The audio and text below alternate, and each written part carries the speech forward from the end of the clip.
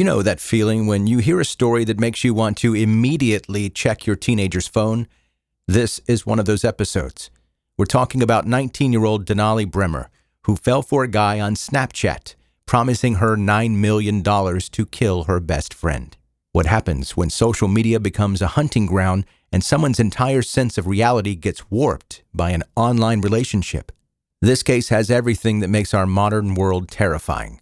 And at the center of it all is CeeCee Hoffman, whose biggest mistake was trusting the wrong friend.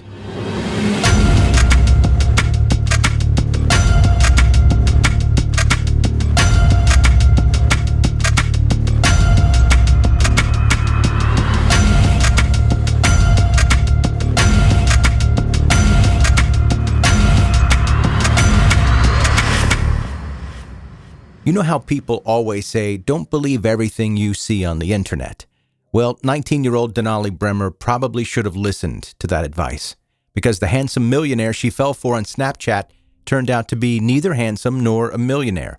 And by the time she figured it out, her best friend was dead. This is one of those stories that makes you wonder how we got here as a society. Like, at what point did we decide anonymous strangers online were more trustworthy than the people actually sitting next to us? But I'm getting ahead of myself. Denali Dakota Sky Bremer was born in 2001 in Anchorage, Alaska. Right off the bat, her life was complicated. She was the third of 5 daughters in a household that was basically a master class in dysfunction. Her mother cycled through boyfriends like most people cycle through Netflix shows, and none of these relationships were what you would call healthy. All the children were in and out of foster care throughout their young lives, which is already heartbreaking enough. But then something happened that would change everything permanently. One of her mother's boyfriends was charged with killing Denali's 2-month-old baby sister. Think about that for a second. A baby, 2 months old. After that tragedy, all the surviving Bremer children were adopted into different families. The system was trying to give them better lives, and in many ways, it worked. But some kinds of damage run deep, and they don't heal easily. Fast forward to 2019. Denali was 18, trying to figure her life out like most teenagers do. That's when she met Tyler on Snapchat, and Tyler seemed too good to be true, which should have been the first red flag. He was 21, supposedly gorgeous, and had won millions of dollars in the lottery. Because that's definitely how lottery winners spend their time, trolling Snapchat for teenage girlfriends. But when you're young and you've been through what Denali had been through, sometimes you want to believe in fairy tales. Tyler lived in Kansas, so their entire relationship existed in the digital world. They'd spend hours messaging back and forth, and slowly, Tyler started revealing his true interests. He liked dominance, he liked control, and eventually he admitted something much darker. Tyler wanted to watch someone die. Now, most people would have blocked him and maybe reported him to the authorities, but Denali didn't run. Instead, she seemed intrigued by the idea of giving Tyler what he wanted, which brings us to the question that would change everything. If Tyler paid her $9 million, would she make a real snuff film for him? $9 million to someone who'd grown up in foster care, bouncing between homes. That kind of money represented everything she'd never had: security, freedom, and a completely different life. Enter CeeCee Hoffman, who went by CeeCee. She was 19, the same age as Denali, and they'd been best friends since high school. CeeCee had been there for Denali through all her foster care transitions and family drama. She was exactly the kind of friend that everyone needs: loyal, supportive, and genuinely caring. CeeCee had her own challenges. She was born with a learning disability and high-functioning autism, which meant she needed extra support in school and took longer to learn new things.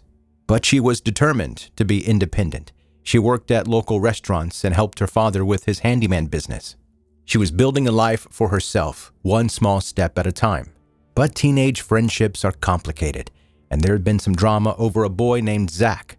Denali felt betrayed by something CeeCee had done, and when she told Tyler about it, he saw an opportunity. Quote, "If CeeCee's actions hurt you so much, why don't you get her back?" And that's when the plan crystallized. Denali would have her $9 million, and she'd have her revenge. Here's where the story gets even more disturbing. Denali didn't plan to do this alone. she recruited 4 other teenagers to help her, 2 of whom were under 15 years old. Let that sink in.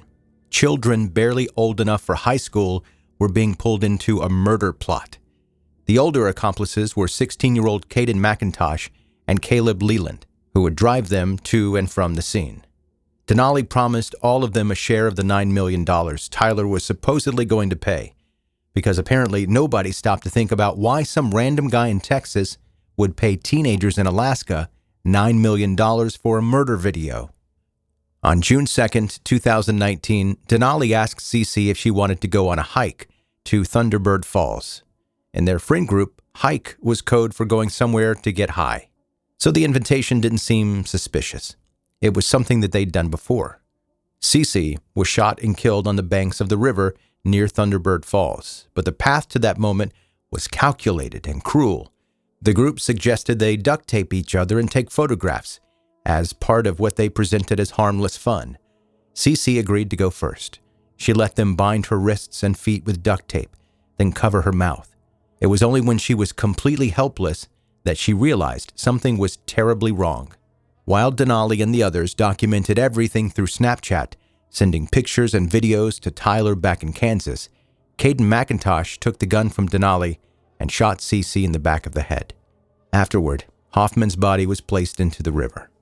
The group drove back to Anchorage thinking they were criminal masterminds. They burned CeeCee's clothes, her purse, her phone, and the murder weapon. Then they sent a message to CeeCee's sister saying they dropped her off at a local park. But here's the thing about murder. It's not actually that easy to get away with. CeeCee's family realized she was missing almost immediately. The police tracked her movements to Thunderbird Falls and found her body the next day. Within hours, all 5 teenagers were arrested. So what about Tyler and his millions? When police tracked him down and brought him to Alaska, the truth was almost laughably pathetic. Tyler was actually Darren Schmiller, a shy, awkward young man from a small town in Indiana. He wasn't handsome, he wasn't rich, and he definitely wasn't a lottery winner. Darren was the kind of person who made others uncomfortable. He'd harassed classmates in school, asking them to send pictures of themselves in bikinis. When that didn't work, he'd approach their mothers and ask for photos of their children. His online relationships consistently fell apart when he started making similar requests. In Denali, he found someone who didn't run away from his darker impulses. And in him, she'd found someone that she thought could lift her out of the life she'd been born into. They were both chasing fantasies, and CeeCee Hoffman paid the price. Denali Brenner, now 24, pleaded guilty to murder in 2023 and was sentenced to 99 years in prison. The prosecution argued that she deserved the maximum sentence because she had engaged in, quote, one of the most serious crimes that we have seen in Alaska, and had executed CeeCee in a murder-for-hire plot. Darren Schmiller also received 99 years for his role in the conspiracy. Caleb Leland, who drove the group to and from the scene, pleaded guilty to second-degree murder and received 30 years. McIntosh's trial in the case is still pending. 2 juveniles who were under 15 at the time have had their cases handled privately, as is typical for minors. This case raises uncomfortable questions about how we live now, about social media, about online relationships, about the desperation that can drive people to believe in impossible promises. CeeCee Hoffman was working to build an independent life despite her challenges. She was loyal to her friends and close to her family. She deserved to grow up, to achieve her goals, to experience all the ordinary joys of life. Instead, she became the victim of a plot that existed primarily in the digital world until it suddenly, violently, didn't. The tragedy is that none of this had to happen.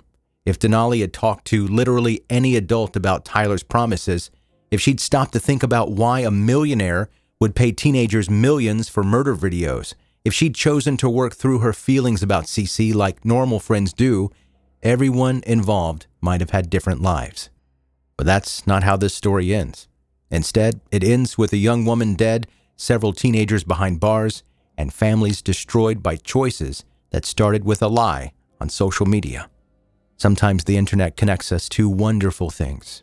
Sometimes it connects us to people who destroy lives. The difference is learning to tell which is which.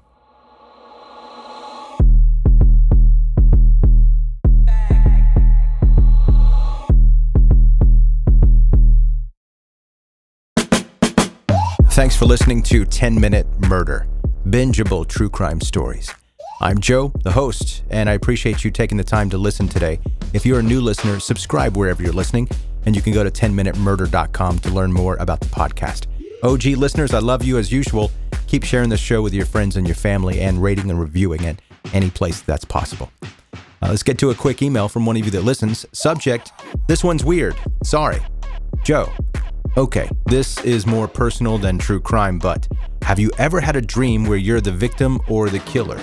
I had one last night after falling asleep to your podcast, and I woke up genuinely stressed about where I hid the body. Anyway, love the show. You have the best let me tell you a story voice. Hannah, recovering sleepwalker. Hannah, that's disturbing. I love that you're falling asleep listening to the podcast. By the way, I get that a lot. If you haven't tried that, I understand. I don't do this myself because it's weird to listen to myself as I fall asleep. I don't do that. But I hear it a whole bunch that people go to bed and listen to my podcast as they fall asleep. They just keep binging episodes until they fall asleep. So I guess this is what Hannah's doing. But Hannah, I've never had a dream where I was the killer. I don't think. Not that I remember. I've had a million of them where I've been the victim, where someone's chasing me or is after me. I call those nightmares. I have them often, as I've documented in the past on this show. But thank God, never the killer. I don't know what I would even do. I mean, I guess that's normal.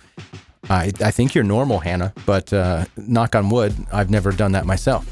All right, thank you for the email, and thank you for listening to 10-Minute Murder. I will see you on the next one.